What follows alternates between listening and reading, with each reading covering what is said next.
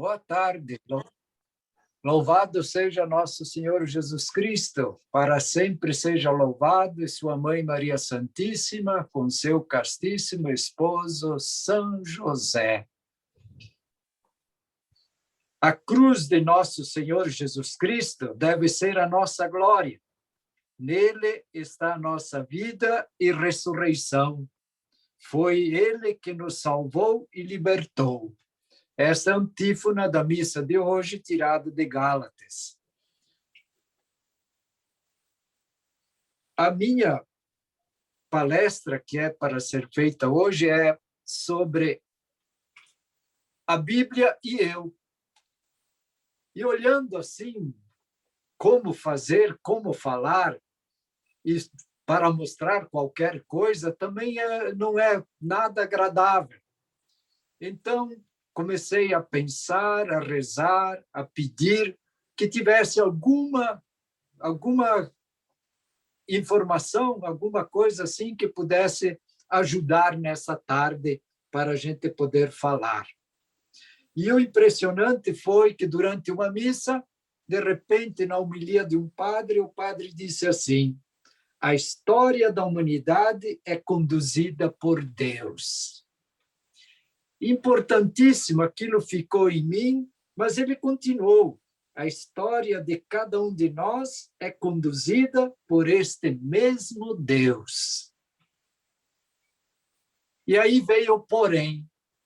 Porém, Deus nos dá a liberdade de segui-lo ou não. Olhando para a história da humanidade, nós vemos que a ciência diz que a humanidade, as origens da humanidade são de 2 milhões de anos atrás. Seja quanto seja, nós sabemos que foi Deus quem criou. E aí nós temos dentro da história também da ciência que diz que Caim e Abel viveram lá 9.000 anos atrás. E assim por diante, até 3.000 anos atrás viveram os ancestrais de Abraão.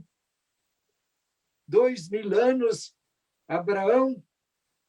Então, aparece Abraão na história da humanidade. E aqui nós vemos, então, que Jesus está conduzindo toda a humanidade. Ele nos dá a liberdade. Se nós olharmos para Adão e Eva, o que nós vamos ver?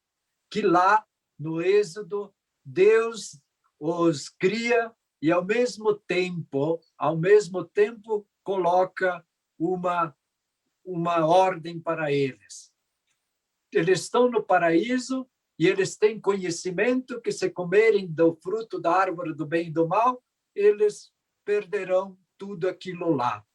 E aí mostra para nós como o homem é livre para fazer todas essas coisas. E o homem preferiu a sua ideia, preferiu o gosto dele, preferiu colocar aquilo que ele queria, mas sempre com o grande problema de toda a humanidade. Existe um que vem e sempre nos tenta, sempre está atrás de nós, sempre nos quer conduzir por caminhos errados, sempre quer fazer com que nós nos afastemos de Deus. E ali ele diz para Adão e Eva que se eles comerem daquele fruto, eles serão iguais a Deus. E nós temos, então, nessa caminhada, que Deus conduz toda a humanidade, vem e prepara Abraão para se consumir nele, começar a consumir nele a promessa que foi feita para Adão e Eva. Um Salvador virá para salvar toda a humanidade. E nós temos, então, lá por 1700, nós temos, então, os patriarcas lá no Egito. Vejam que um povo inteiro vai para um povo pequeno, poucas pessoas, umas 12 tribos, vão para o Egito e lá crescem e ficam durante 400 anos aproximadamente para se formar um povo. E como é que eles permaneceram juntos? Porque Deus conduz a humanidade. Quando eles saem do Egito, o êxodo do Egito, que vai acontecer lá por 1250 a.C., quando eles saem do Egito, o que acontece? Como é que tem tanta gente que permaneceu fiel à sua origem? Como é que eles conseguiram permanecer daquela forma, contribuindo e amando e venerando e sendo fiéis ao Deus único? É importante nós vermos isto. E nós vemos, então, que Deus, na sua glória, na sua infinita bondade, continua conduzindo. E quando nós vemos o famoso Êxodo, onde Moisés leva todo aquele povo para a libertação, para a liberdade, e eles partem, e no meio do deserto eles vão ficar 40 anos, e nós vemos que ali Deus continua conduzindo a humanidade, dentro de reclamações, dentro de murmurações, dentro de tantas coisas. E hoje nós temos a leitura de Números, onde vai aparecer eles reclamando das cobras que picavam, e eles fazendo tantas coisas, mas Deus é fiel. Deus continua conduzindo aquele povo. Mas o que Deus dá para aquele povo, o que Deus deixa para a libertação de todos nós, os mandamentos no Monte Sinai. Aqui nós vemos a preocupação de Deus com um povo que anda com a história da humanidade. E assim nós vamos avançando até nós termos, então, por anos e anos, o povo judeu sendo governado por juízes, até que eles quiseram um rei. E isto nós já estamos lá no ano 930 a.C., por essa época aí.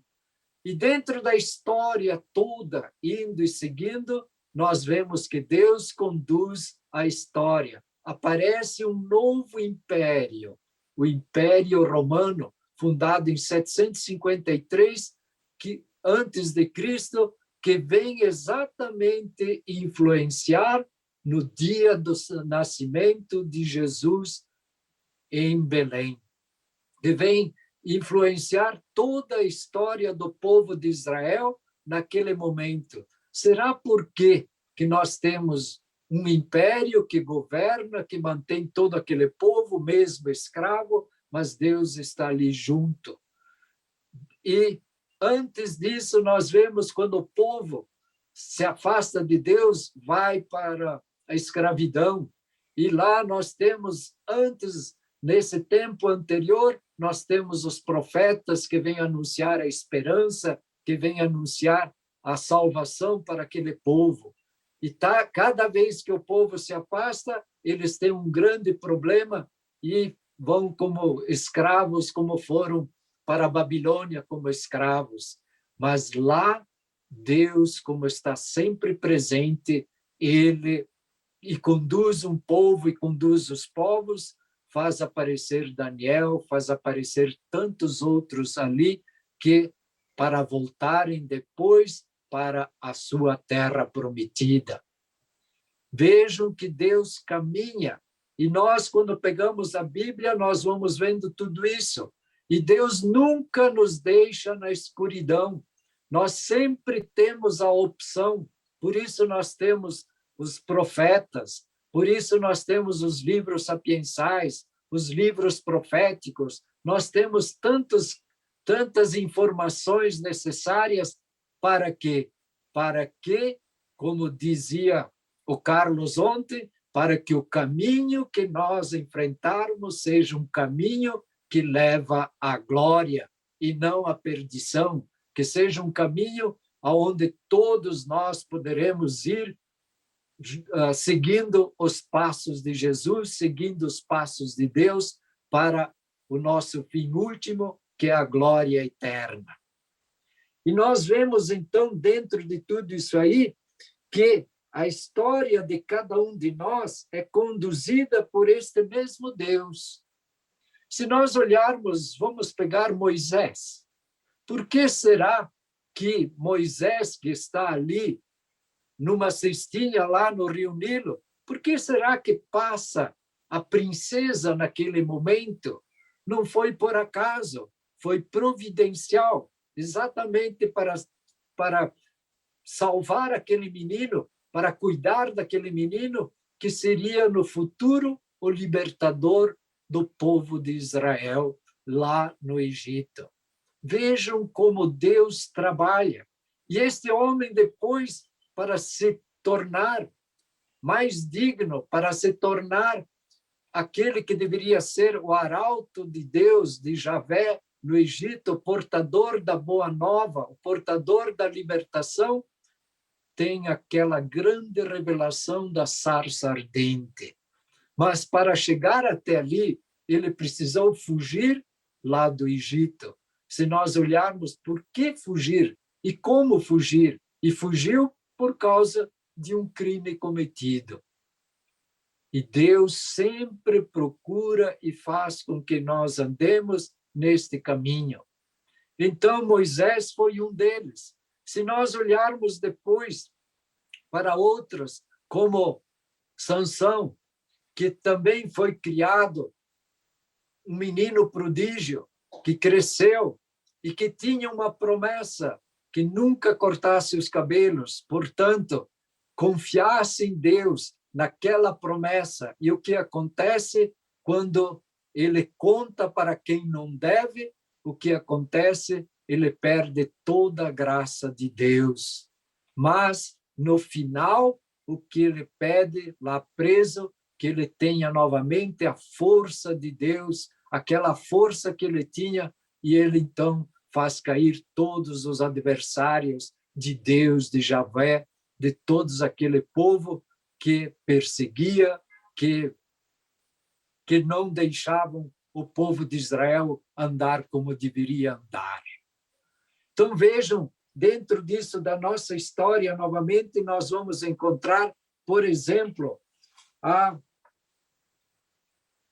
grande história da Judite, em que ela, onde é que está isto?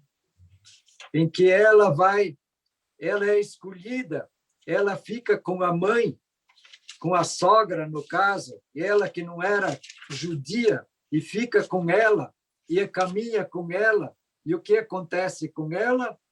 Ela vai se casar e vai ter o ancestral do grande rei Davi. Vejam como Deus conduz a pessoa. Ela podia ter abandonado tudo, mas naquilo que Deus assegurou, que Deus a conduziu, que Deus a iluminou para se tornar depois a mãe dos ancestrais do rei Davi. E o rei Davi, como é que acontece? Dentro de uma grande batalha contra os filisteus, ele aparece para resolver o problema. Novamente, Deus está com ele. E na sua escolha, novamente, Deus está com ele. Vejam a importância que tem na caminhada de todos os dias da nossa vida. Quando nós olharmos, por exemplo, para São Paulo, na carta ao Timóteo, ele dizia assim: agradeço àquele que me deu força, Cristo Jesus, nosso Senhor, pela confiança que teve em mim ao designar-me para seu serviço, a mim, que antes blasfemava, perseguia e insultava. Então, todos têm a possibilidade da conversão, todos têm a possibilidade, desde que se deixem tocar por Deus, desde que se deixem tocar pela graça. E assim como ele diz, mas encontrei misericórdia porque agia com a ignorância de quem não tem fé. E transbordou a graça de nosso Senhor com a fé e o amor que há em Cristo Jesus. Então, novamente, deixarmos-nos tocar por Jesus, deixarmos-nos tocar pela graça. Tudo isso nós vamos ver no decorrer da história, dentro da história da humanidade, dentro da história cristã, dentro da escolha de um povo dentre aqueles que existem. Se nós olharmos novamente para a história, nós vamos ver por que será que o Brasil foi descoberto em 1500, não podia ter sido lá em 1000? Por que será que tantas outras partes do mundo foram descobertas tanto mais tarde? E o interessante nós vermos que essas descobertas das Américas, elas aconteceram com aqueles que eram crentes, com aqueles que tinham a fé em Deus. Podia ser qualquer outra, mas foram estes que foram escolhidos para virem e trazerem também a boa nova de Jesus para as Américas.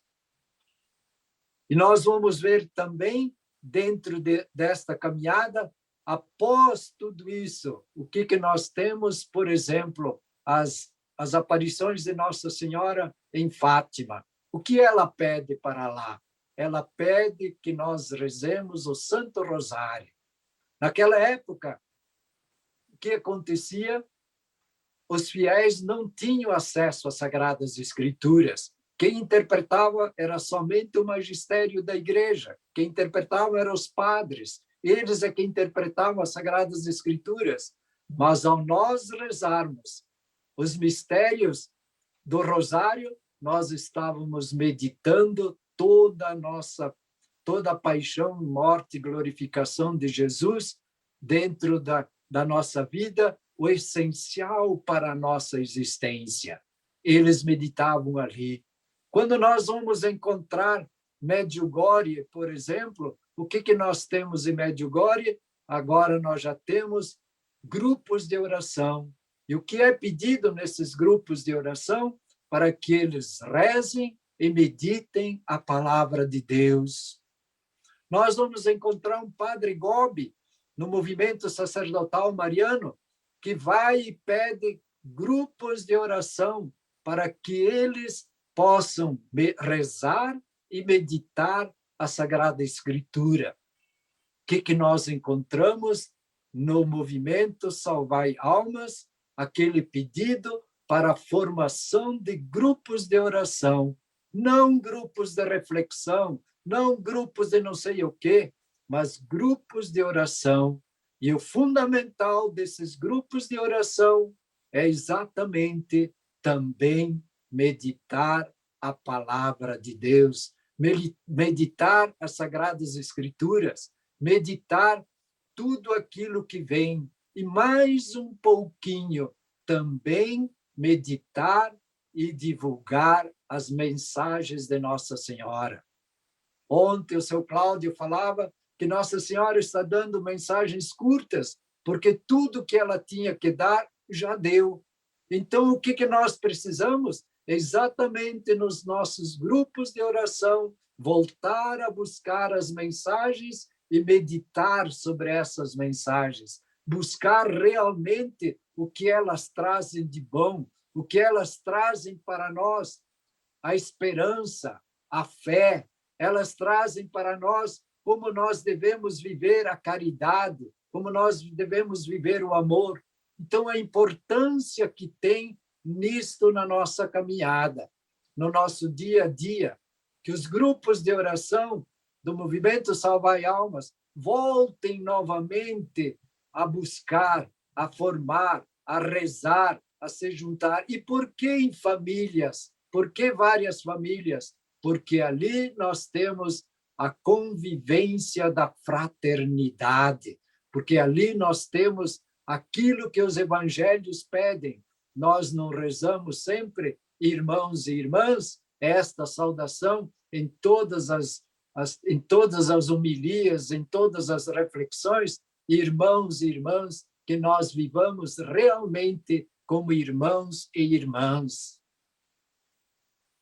Dizia, a história de cada um de nós é conduzida por este mesmo Deus. Vejam que Nossa Senhora buscou no meio de nós, em todo o nosso Brasil, algumas pessoas para formarem esses grupos de oração. Algumas pessoas que fossem conduzir estes grupos de oração. Algumas pessoas que seriam como orientadoras, como estafetas de Nossa Senhora, como aqueles que realmente estariam à frente para levar a esperança, para levar a misericórdia, para levar a boa nova de Jesus através do Evangelho para todas essas pessoas.